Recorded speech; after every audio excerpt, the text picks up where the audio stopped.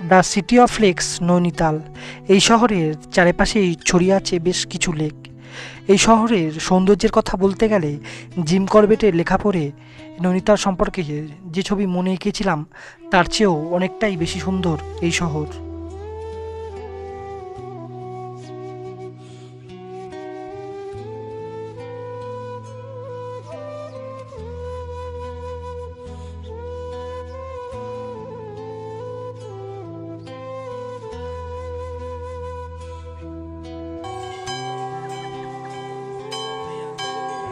এই পর্বের ভিডিওতে আমি আপনাদের দেখাবো নৈনিতাল ভ্রমণ গাইড। নৈনিতাল কিভাবে আসবেন, কি কি দেখবেন, কত খরচ, সম্পূর্ণ তথ্য।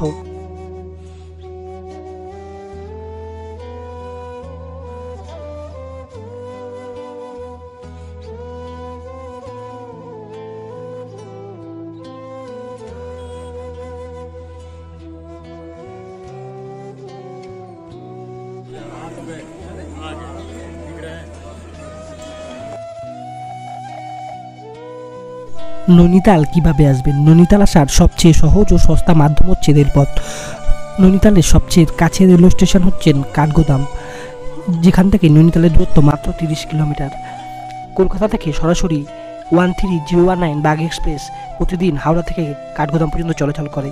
এছাড়াও দেশের বড় বড় শহরগুলির সাথে সরাসরি কাঠগোদামে রেল যোগাযোগ আছে, আপনারা সহজেই কাঠগোদাম পৌঁছাতে পারেন। এছাড়াও যারা বিমানপথে আসতে চান তারা আসতে পারেন পান্তনগর এয়ারপোর্টে, সেখান থেকে নৈনিতালের দূরত্ব মাত্র 70 কিলোমিটার। আমি গিয়েছিলাম হাওড়া থেকে বাগ এক্সপ্রেসে করে। এই ট্রেন ভ্রমণের অভিজ্ঞতা যদি দেখতে চান আমি নিচে ডেসক্রিপশন বক্সে লিঙ্ক দিয়ে দেবো, সেখানে ক্লিক করে অবশ্যই দেখে নিতে পারেন।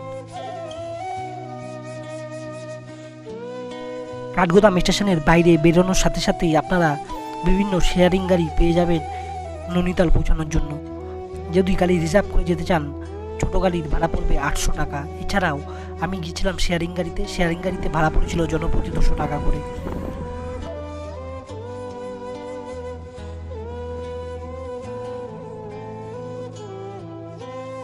যারা আরও কম খরচে নৈনিতাল পৌঁছাতে চান তাদের জানিয়ে রাখি, আপনারা সরাসরি শেয়ার গাড়িতে না এসে বাসেও আসতে পারেন। বাসে নৈনিতাল পৌঁছানোর জন্য কাঠগোদাম থেকে ভাড়া মাত্র 85 টাকা। হলদোয়ানি বাসস্ট্যান্ড থেকে এই বাসগুলি নৈনিতাল যায় এবং কাঠগোদাম স্টেশনের সামনে থেকেই যায়, সেক্ষেত্রে মাত্র 85 টাকাতেই আপনারা পৌঁছাতে পারেন। নৈনিতাল যাওয়ার পথে ড্রাইভারকে অনুরোধ করাতে তিনি রাস্তার একটি মাঝে বিরতিও দিয়েছিলেন। সেখান থেকে একটি চা বিরতি নিয়ে আমরা আবার এগিয়ে চললাম।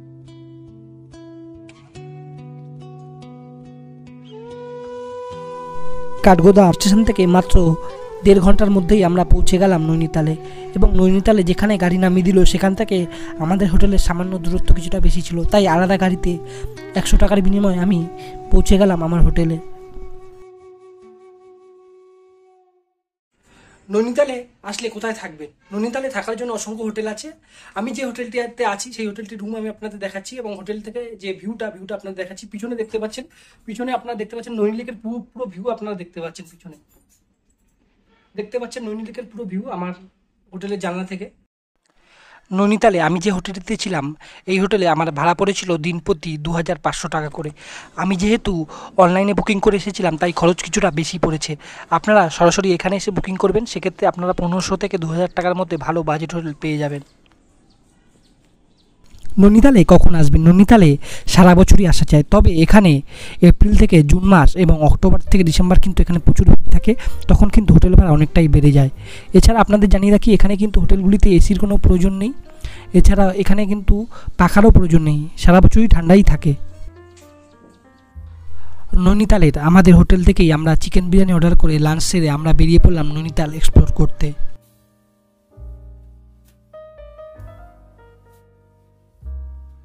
নৈনিতাল আসলে আপনারা প্রথমে আসতে পারেন নৈনিতাল জুতে। মরহুত থেকে পায়ে হেঁটে সামান্য চড়াই রাস্তা ভেঙে আপনাদের উপরে যেতে হবে। যারা পায়ে হেঁটে যেতে চান না তাদের কিন্তু এখানে শাটেল পেয়ে যাবেন, 70 টাকার বিনিময়ে আপনাকে নিয়ে যাবে এবং এখানে নির্দিষ্ট প্রবেশ মূল্য দিয়ে আপনারা প্রবেশ করতে পারেন। এই জায়গাটা কিন্তু বাচ্চাদের কাছে বেশ আকর্ষণীয়।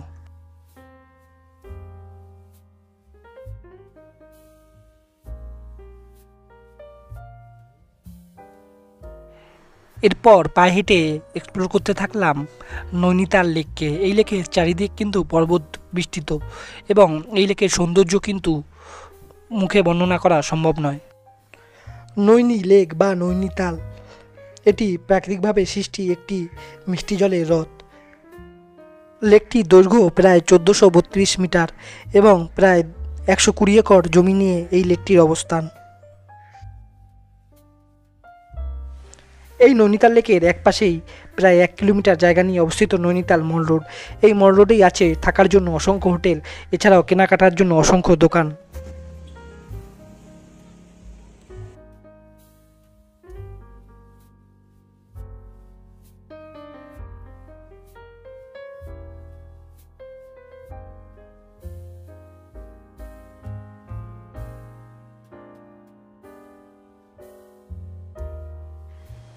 এরপর মল রোড থেকে সোজা হাঁটতে হাঁটতেই এসে পৌঁছালাম নৈনিতালের মূল আকর্ষণ নয়নাদেবী মন্দিরের সামনে। এই নয়নাদেবী মন্দিরের উল্লেখ পুরাণেও পাওয়া যায়। এখানে মা সতীর নয়ন পড়েছিল বলেই এই নয়নাদেবী মন্দির এখানে, এবং এই শহরের নাম এই নয়নাদেবী মন্দিরের নাম থেকেই কিন্তু এসছে নৈনিতাল।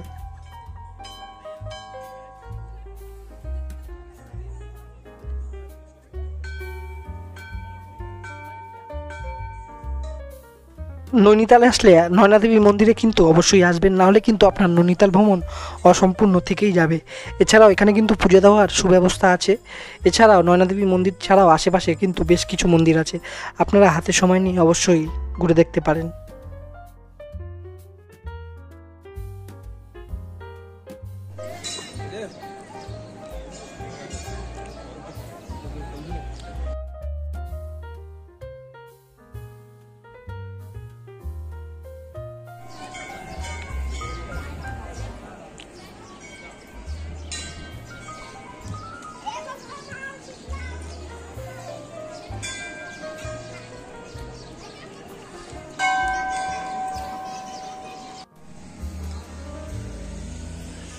এরপর আমি চলে আসলাম নৈনিতাল লেকে বোট রাইড করতে। এখানে 350 টাকার বিনিময়ে আপনাকে 1 ঘন্টা ঘুরিয়ে দেখাবে। নৈনিতাল আসবেন আর এই লেকে বোট চড়বেন না, তাহলে কিন্তু আপনার নৈনিতাল ভ্রমণ অসম্পূর্ণ থেকে যাবে। নৈনিতাল আসলে কিন্তু এই বোটে অবশ্যই রাইড করবেন। বেশ কিছুক্ষণ সময় হাতে নিয়ে কিন্তু আমি এই নৌকা করে নৈনিতাল লেকে ঘুরে বেড়ালাম। আপনারা চাইলে এই নৌকা করে আপনারা নয়নাদেবী মন্দিরও যেতে পারেন।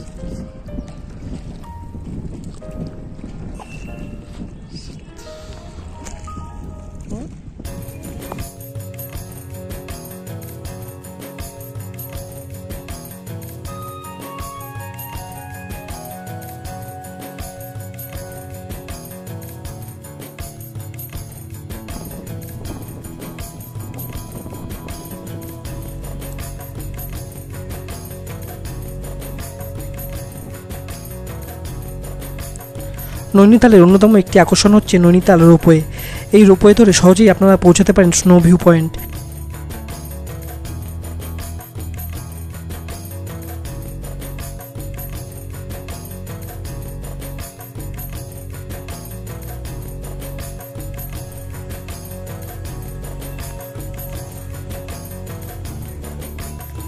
রাতের দিকটায় নৈনিতাল লেকের পাশের মার্কেটগুলিতে বেশ কিছুক্ষণ ঘোরাঘুরি কেনাকাটা করে নিলাম।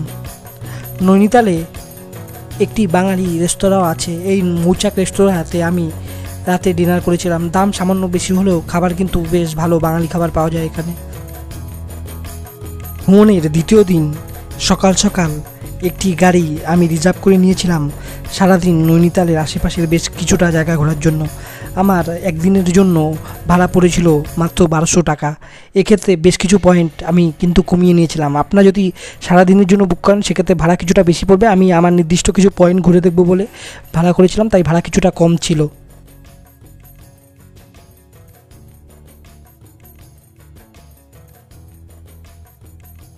নৈনিতাল থেকে আমি চলা শুরু করে প্রথমে এসে পৌঁছালাম ম্যাগি ভিউ পয়েন্টে।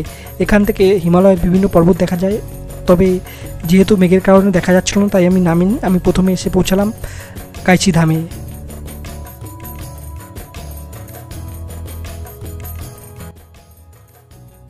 নৈনিতালের আশেপাশের সাইটসিনের মধ্যে অন্যতম একটি গুরুত্বপূর্ণ এবং জনপ্রিয় ভ্রমণের স্থান হচ্ছে কাইচি ধাম বা নিমকরলি বাবার আশ্রম।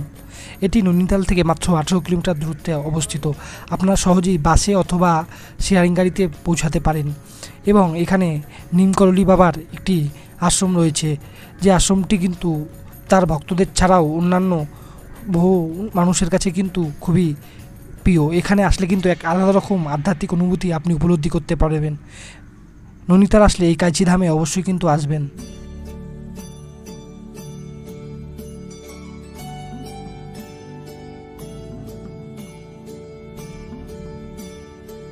এই নিমকরলি বাবার আশ্রমে কিন্তু ক্যামেরা নিয়ে প্রবেশ নিষেধ, তো সেক্ষেত্রে ভিতরের ছবি আমি আপনাদের কিছুই দেখাতে পারবো না।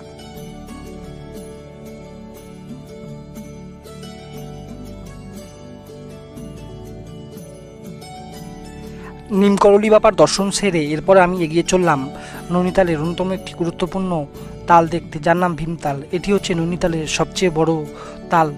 নৈনিতালে কিন্তু আরও ছোট বড় সব মিলিয়ে মোট 7টি তাল আছে। আপনাদের হাতে সময় থাকলে সব তালই দেখতে পাবেন। তবে আমি ভীমতাল দেখতে গেছিলাম এবং এই ভীমতালের পাশেই সাতকুচি তাল, নকুচিয়া তাল প্রভৃতি বিভিন্ন রকম তাল আছে। আপনাদের হাতে সময় থাকলে অবশ্যই দেখে নিতে পারেন।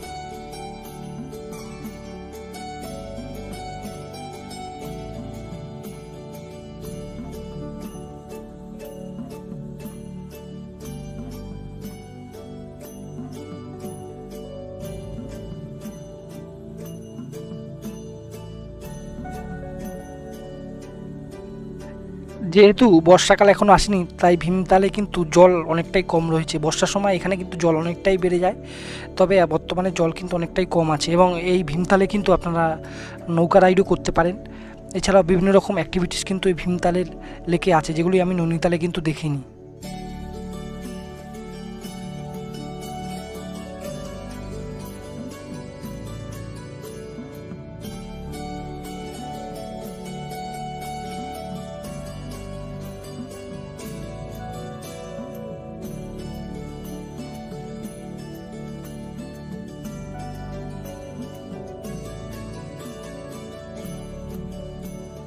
এরপর আমরা চলে আসলাম হনুমানগড়িতে। হনুমানগড়ি হচ্ছে নৈনিতালের অন্যতম সাইট সিনের একটি গুরুত্বপূর্ণ পয়েন্ট। এখানে আছে বজরংবলীর একটি খুব সুন্দর মন্দির এবং এইটি খুবই জাগ্রত, এবং নৈনিতাল আসলে কিন্তু এই মন্দিরে অবশ্যই আসবেন।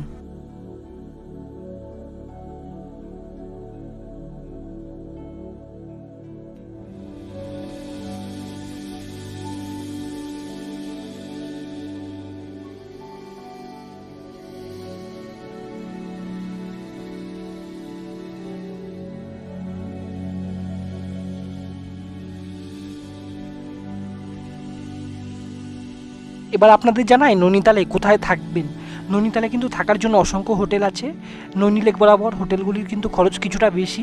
আপনারা চাইলে বাস স্ট্যান্ডের দিকে থাকতে পারেন, সেখানে খরচ কিছুটা কম। আরও কম খরচে যারা থাকতে চান একদম নামমাত্র দামে, নৈনিতালে কিন্তু বেশ কিছু ধর্মশালাও আছে। আমি দেখেছিলাম এই ধর্মশালাটিতে সামান্য অর্থের বিনিময়ে আপনারা এখানে থাকতে পারেন।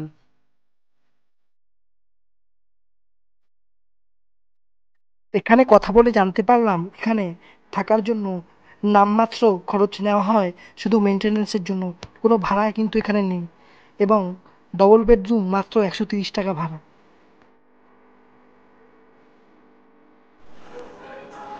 ধর্মশালা কর্তৃপক্ষকে অনুরোধ করাতে তারা একটি রুম আমাকে দেখিয়েছিল। আমি দেখাচ্ছি আপনাদের। যারা কম বাজেটে থাকতে চান তারা কিন্তু থাকতেই পারেন।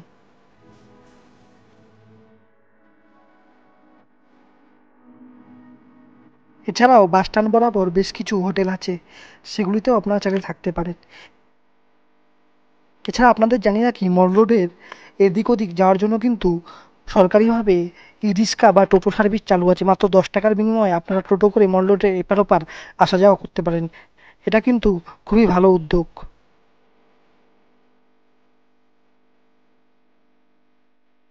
দুদিনের নৈনিতাল ভ্রমণ শেষ করে আমি চলে আসলাম নৈনিতাল বাস স্ট্যান্ডে।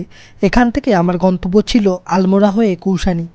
তো এই নৈনিতাল ভ্রমণের ভিডিওটি কেমন লাগলো কমেন্ট করে অবশ্যই জানাবেন। যদি ভালো লাগে বন্ধুদের মাঝে লাইক ও শেয়ার করতে ভুলবেন না। পরের পর্বে আমি আপনাদের দেখাবো আলমোড়া ও কৌসানি ভ্রমণ গাইড। কীভাবে আসবেন, কী কী দেখতে পারেন, কত খরচ, সম্পূর্ণ তথ্য। এই ভিডিওটি কেমন লাগলো কমেন্ট করে অবশ্যই জানাবেন। যদি ভালো লাগে বন্ধুদের মাঝে লাইক ও শেয়ার করতে ভুলবেন না। সাবস্ক্রাইব করে পাশে থাকুন। ধন্যবাদ।